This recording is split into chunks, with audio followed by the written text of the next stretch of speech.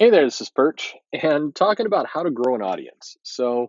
Um, growing an audience is tough. It's certainly it requires a lot of commitment. It requires a lot of time, and it requires a religious kind of devotion to understanding your market and how to serve it. And that's where people usually screw up. There's a lot of people who have the desire and the interest to grow an audience, and they may even have the product and some of the right elements, but you've got to know your user. As I've talked about it before, you've got to have a fanatical just understanding of who your customer is, why they want your product, what they're going to do with it, and so on. um, but maybe a more interesting way to talk about this is how not to grow your audience. So in terms of how not to grow your audience, well, one thing you don't want to do if you're trying to grow an audience, I would not recommend that you take a middle of the road approach to commentary. Like if you're going to wade into a culture war, for example, just as an example, comics, and you take an approach of I will agree with some of what one side saying, some of what the other side saying, and here's some facts to kind of make a balanced, reasonable view. That's an interesting approach. But if you're trying to gain an audience, you're going to be far better off in the short term just going with one side or the other and going nuts. Not speaking from personal experience or anything, just it's easier. Certainly, an easier way to grow an audience is just latch on to that one side or the other of that outrage battle and go crazy. And in today's market, that's highly effective. So, how does that translate to comics, or if you're a creator? Well, I think first off, what you want to do is you need to understand what market you're going after. So there's a lot of different audiences. And if you want to be really clever about it, if your primary goal is exposure, you want to be in the as many hands as humanly possible, you want to get as many eyeballs as possible. And that's more important to you than money.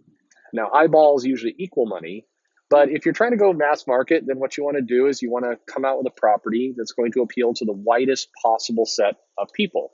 You're going to make it a little edgy, but not too edgy. You're going to make it a little violent, but not too violent.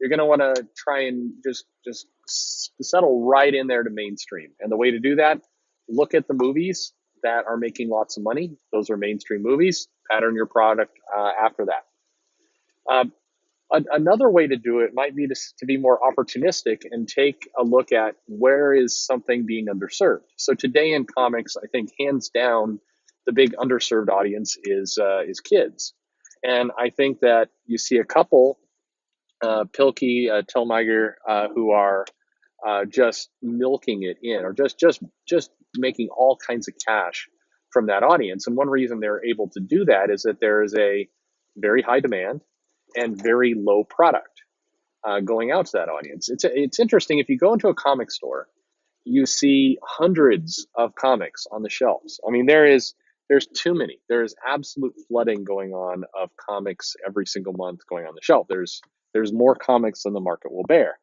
But those comics, despite all the talk about appealing to diversity and trying to gain a wide audience, you'll notice that a lot of comics are wind up being very, very similar. You don't see many comics that actively lean in to a niche and really try and service it. Even some of the LGBTQ type titles, they wind up taking almost a more mainstream approach. They'll toss in LGBTQ characters into the mix, but they'll do so in a way that feels a little bit more like what you'd see on network TV and a little bit less of what you'd see if you were actually trying to be a product that was directly appealing to that audience. That's one reason why I think Saga does well. Is it does hit mainstream topics, but it also I knows its audience, and it really steers into it.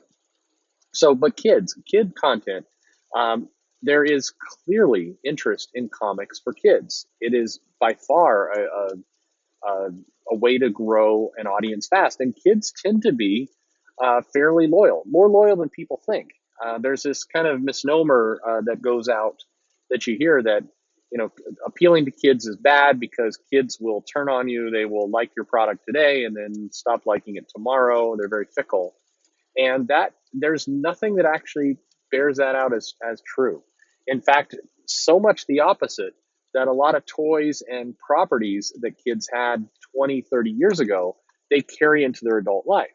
And I'll give you, I think the perfect example is the success of Harry Potter, and how that property is so strong is built largely on the backs of Gen X and this demographic that is has aged, and they are still all in.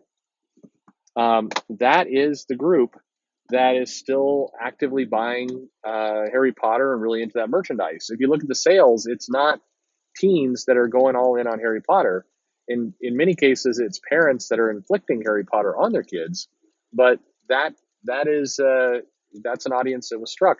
But so my point is, if you appeal to kids, if you give them a product they like, if you give them a product they'll consume and enjoy, they'll stick with that product long after they're kids. And so if you want to grow an audience, looking for unserved parts of the market is absolutely a good idea. And the kid market is one where there's still a lot of money. There's still not anywhere close to saturated, and it's a definite place to go. And one reason why I think a lot of content doesn't go there is that there's this assumption that kid content is of lesser value, that marketing to that age is somehow less worthy, less creative. And I'm gonna do another video right after this one about the kid market and some marketing thoughts around it.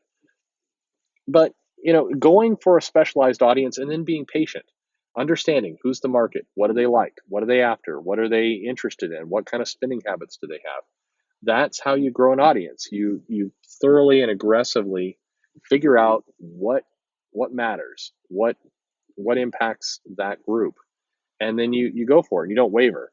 I think places where an audience isn't grown is where you kind of dip your toe into a market, but you're not fully committed to it. Maybe it's because you're worried that you won't be good enough, so you want to leave yourself a little back door in case you need to switch markets, so you don't fully commit.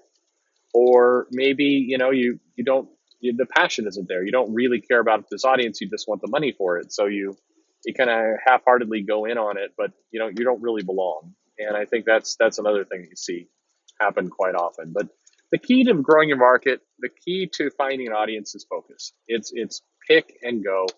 And like I said, the key to not growing your audience is absolutely taking a rational middle ground. That's not what you should ever ever do.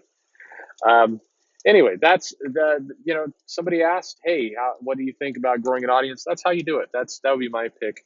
Um, I think that there's a lot of free data out there. There's free information for you, as whether you're a creator or whether you're just interested. Um, comic store owners, people who work there, are usually all too happy to talk to you. If you engage creators or people who are creating content, and you take a respectful tone and you just say, hey, I'm trying to learn, most people will engage with you. The ones that will engage with you are the ones who are more successful. The ones who want to kind of snark back at you and want to prove that they're superior are people that might be successful today, but they won't be tomorrow. So that's more or less my opinion on it. What do you think? Leave some comments below. Let me know how you feel about the topic, and subscribe, notify, all the rest, and tell your friends. Would love to welcome more people to this crazy channel.